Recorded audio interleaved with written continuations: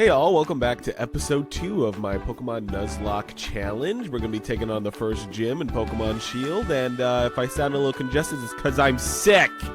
And we're just going to just avoid the fact that I sound like a nasally asshole. So with that being said, let's get back into the Pokemon Shield Hardcore Nuzlocke challenge. Well, I got a new haircut, and then we make our way over to Route 3, where we catch a Galarian Zigzagoon that I swiftly name after the amazing singer Amy Winehouse, who I did not know was British.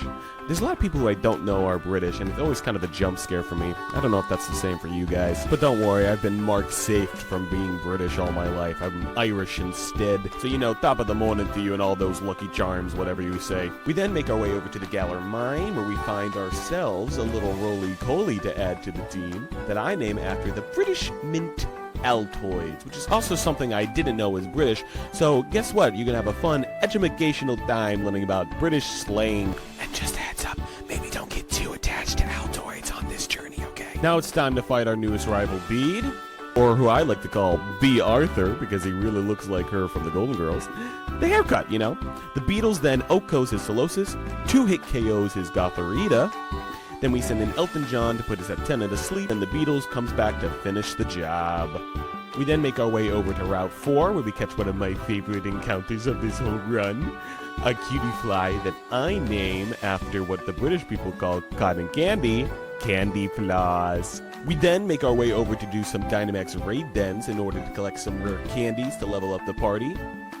This allows the Beetles to evolve into a Charge Bug, and then we are ready to take on the first gym leader, Milo, and his grass types.